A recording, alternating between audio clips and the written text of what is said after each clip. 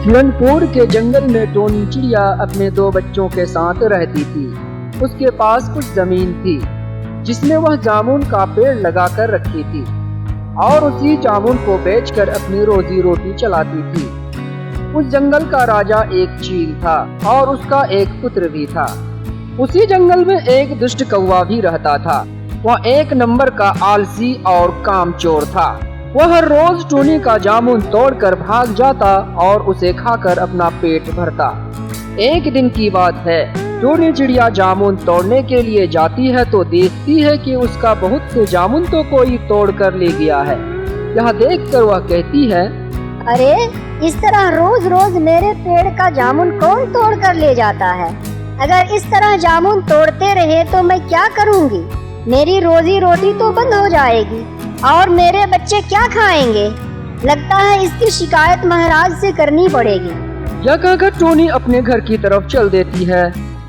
घर आकर अपने बच्चों से बोलती है, मेरे बच्चों, पता नहीं मेरे जामुन पर किसकी बुरी नजर पड़ी है। वह हर रोज जामुन तोड़ कर ले जाता है, इसलिए मैं चाहती हूँ कि महाराज से इसकी शिकायत करूँ। तब एक बच्चा बोलता है, हाँ मम्मा, तुम सही बोल रही हो। चलो राजमहल चलकर शिकायत करते हैं। उसके बाद तीनों राजमहल की ओर चल देते हैं। राजमहल पहुंचकर वह महाराज के पास जाती है। तब महाराज पूछते हैं, क्या हुआ टोनी, सब ठीक तो है ना? अचानक अपने बच्चों को लेकर राजमहल आई हो, क्या बात है टोनी? महाराज, आजकल मैं बहुत परेशान हूँ। मेरे कुछ जामुन का पेड़ है, उसमें जामुन लगे हुए हैं। वह जामुन बेचकर मैं अपना संसार चलाती हूँ, लेकिन कुछ दिनों से कोई मेरे पेड़ का जामुन चुरा ले जाता है। अगर ऐसा करता रहा तो मैं बर्बाद हो जाऊंगी। आप कुछ कीजिए महाराज। अरे टोनी, तुम चिंता मत करो, मेरा काम ही तो है इस जंगल के पक्षियों का समस्या का समाधान करना। पर तुम एक बात बताओ, तुम्हारा जामुन किस वक्त चुराता है, कुछ बता सकती हो? वैसे तो सही से पता नहीं, पर मुझे लगता है कि जब मैं जामुन बेचने बाजार निकल जाती हूँ उस वक्त चोर आता है। ठीक है टोनी, तुम घर जाओ, मैं कुछ करता हूँ। तब टोनी और उसके बच्चे अपने घर चल देते हैं। उसके बाद महाराज अपने सेनापति से कहते हैं, सेनापति, आप एक काम कीजिए, आप टोनी के जामुन का बगीचा चले जाइए और वहीं छुपकर बैठे रहिएगा। जब टोनी जामुन तोड़कर बाजार चली जाएगी तो आप देखिएगा कि उसका जामुन कौन चुराता है। जी महाराज, मैं अभी जाता हूँ। उसके बाद सेनापति टोनी के बगीचे की ओर चल देता है और एक जगह छुपकर सब देखता रहता है। तभी टोनी वहाँ आ जाती है और जामुन तोड़ने लगती है। जामुन तोड़कर वह उसे लेकर बाजार की ओर चल देती है। टोनी के जाने के बाद वह दुष्ट कौवा वहाँ आ जाता है और जैसे ही जामुन तोड़ने लगता है, सेनापति उसे रंगे हाथ पकड़ लेते हैं। तब सेनापति बोलते हैं, अरे दुष्ट काले कौवे, तुम बहुत पाप कर चुके हो, तुम्हारा पाप का घड़ा भर चुका है, अब तुम्हारी खैर नहीं। चलो अब राजमहल, वहाँ तुम्हारा इलाज किया जाएगा। उसके बाद सेनापति कौवा को अपने साथ लेकर राजमहल चल देता है। राजमहल पहुंचकर सेनापति महाराज से कहते हैं, महाराज, ये रहा टोनी का जामुन चोर, मैंने इसे रंगे हाथ जामुन तोड़ते हुए पकड़ा है। तब महाराज बोलते हैं, क्या रे कामचोर, तुम ही वह चोर हो जो हर रोज टोनी का जामुन चुराता है?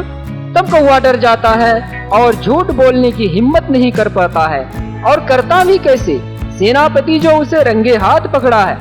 तब कौवा बोलता है, जी महाराज, मैं ही वह चोर हूँ। सेनापति, इस कौवा की अच्छी तरह से पिटाई करो और इसे कहो कि आगे इस तरह की गलती कभी नहीं करे। ठीक है महाराज, अभी पीटता हूँ। उसके बाद सेनापति कौवा को पीटने लगता है। कुछ समय पीटने के बाद सेनापति उससे कहते हैं, सुन दुष्ट कौवे, तुम्हें आज छोड़ता हूँ, फिर कभी इस तरह की गलती नहीं करना, नहीं तो जान से हाथ धोना पड़ेगा। ठीक है सेनापति, मैं कभी ऐसी गलती नहीं करूँगा। उसके बाद कौवा मार खाकर वहाँ से चल देता है।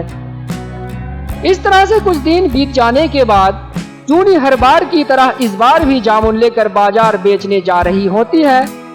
तब उसकी मुलाकात महाराज से होती है। तब महाराज पूछते हैं, क्या हाल है टोनी, अब सब ठीक है ना? जी महाराज, आपकी कृपा से अब सब ठीक है।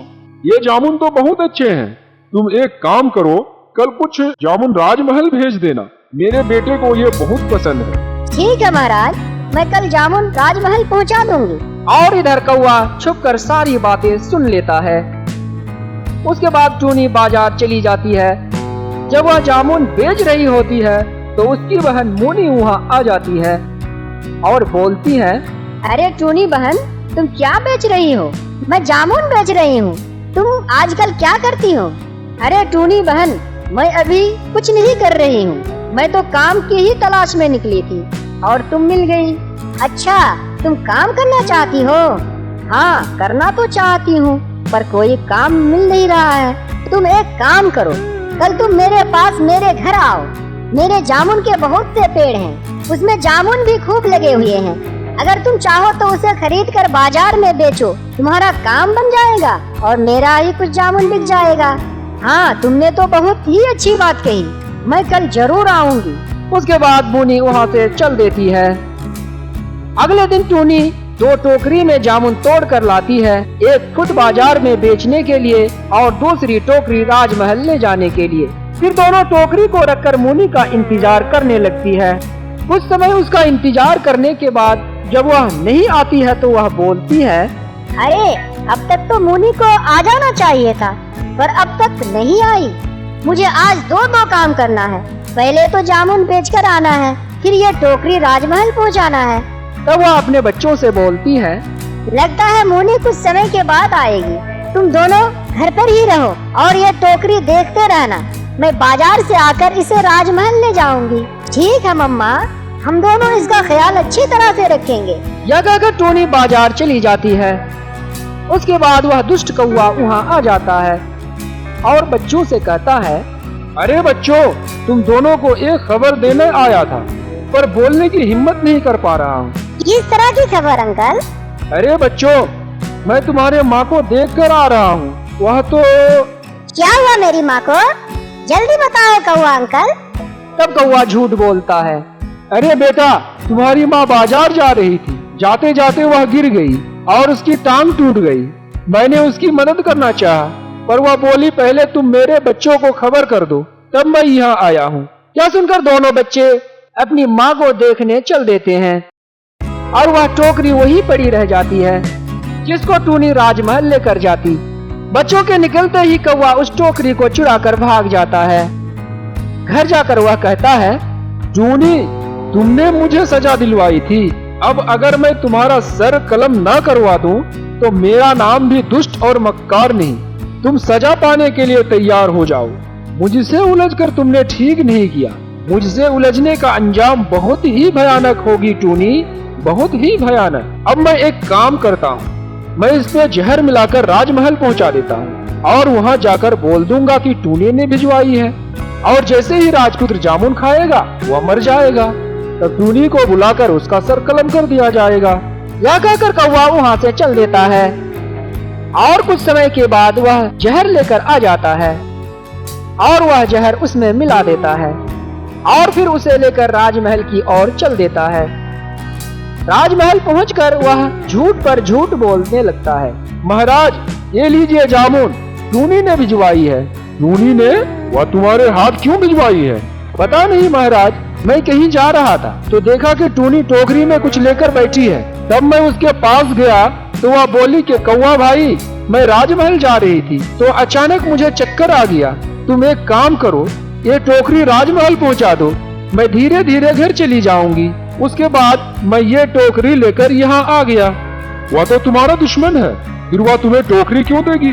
दुश्मन हूँ नहीं महाराज, दुश्मन था। अब तो मैं बिल्कुल सुधर गया हूँ। अब मैं कोई गलत काम नहीं करता, मैं तो एक साधु बन गया हूँ। इस तरह दोनों बातें कर रहे होते हैं। इस बीच राजपुत्र एक जामुन उठाकर खा लेता है। जामुन खाते ही राजपुत्र वहीं गिर जाता है। यह देखकर महाराज बोलते हैं, सेनापति, मेरे बेटे को क्या हुआ?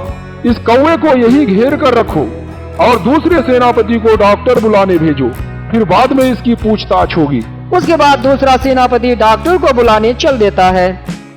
कुछ समय के बाद वह डॉक्टर को लेकर आ जाता है। उसके बाद वह राजपूत को चेक करते हैं। उसके बाद बताते हैं, राजपूत पर जहर का असर हुआ है, कोई इसे जहर दे दिया है, पर आप चिंता ना करें, मैं इसका इलाज अभी करता हूँ। उसके बाद डॉक्टर इलाज करने लगता है। कुछ समय के बाद राजपुत्र अपनी आंखें खोलता है और फिर धीरे धीरे ठीक हो जाता है। तब महाराज बोलते हैं, मेरे बेटों को जहर किसने दिया, पता करो। तभी सेनापति बोलते हैं, महाराज, मेरे सामने राजपुत्र जैसे ही जामुन मुंह में डाला, वह बेहोश होकर गिर पड़ा। लगता है जामुन में कुछ होगा। उसके बाद जामुन को सही तरीके से देखते हैं तो पाते हैं कि जहर तो उसी में है। तब महाराज बोलते हैं, इस कौवा पर तो मुझे पहले ही से शक था। मैं इसलिए पूछताछ कर ही रहा था कि राजपुत्र ने बिना पूछे जामुन खा लिया, पर जो हो गया सो हो गया। सेनापति, इस कौवे की अच्छी तरह से पिटाई तब तक करो जब तक कि यह सच नहीं बोलता। उसके बाद सेनापति कौवे को पीटने लगता है। कुछ समय मार खाने के बाद कौवा बोलता है, महाराज, मुझे माफ कर दो, मैंने ही जामुन में जहर मिलाया था। अरे दुष्ट, तुमने ऐसा क्यों किया? मेरे बच्चों ने तुम्हारा क्या बिगाड़ा था? महाराज, राजपुत्र ने मेरा कुछ नहीं बिगाड़ा। फिर तुम मेरे बच्चों को क्यों मारना चाहता था? और ये जामुन तुम्हें कहाँ मिला? महाराज, जब कुछ दिन पहले आप और टूनी बातें कर रहे थे कि मेरे बच्चों को जामुन बहुत पसंद है और आपने टूनी से जामुन लाने भी कहे थे, तो सारी बातें मैं सुन लिया था। तब मैं अपना बदला लेने के लिए उसके घर से ये टोकरी चुरा लाया था और लाकर उसमें जहर मिला दिया था, ताकि यह राजपुत्र खाकर मर जाएगा और इल्जाम टूनी पर लगेगा और उसका सर कलम कर दिया जाएगा। अरे बदबख्त, तू अपना बदला पूरा करने के लिए मेरे बेटे को मारना चाहा। अब मुझे बर्दाश्त नहीं हो रहा है। सेनापति जी, महाराज, इस बदबख्त को जल्द से जल्द मेरे सामने से ले जाओ और इसका सर कलम कर दो, ताकि इस तरह का काम आगे नहीं कर पाए। इस जैसे बदबख्त को जीने का कोई अधिकार नहीं। उसके बाद सेनापति कौवा को लेकर वहाँ से जाता है और उसका सर कलम कर देता है। तो दोस्तों, देखा ना आपने, एक गलत सोचने वाले के साथ क्या हुआ। जो गलत सोचता है उसके साथ हमेशा गलत ही होता है। इसलिए हमें भी चाहिए कि हमेशा सच बोले और कोई गलत काम नहीं करे। दोस्तों, अगर वीडियो अच्छी लगी हो तो लाइक करें और चैनल में पहली बार आए हैं तो सब्सक्राइब कर दें और साथ ही साथ बेल आइकन को दबाकर ऑल की ऑप्शन में क्लिक कर दें, ताकि आप तक मेरा नोटिफिकेशन सबसे पहले पहुंच सके। Thank you.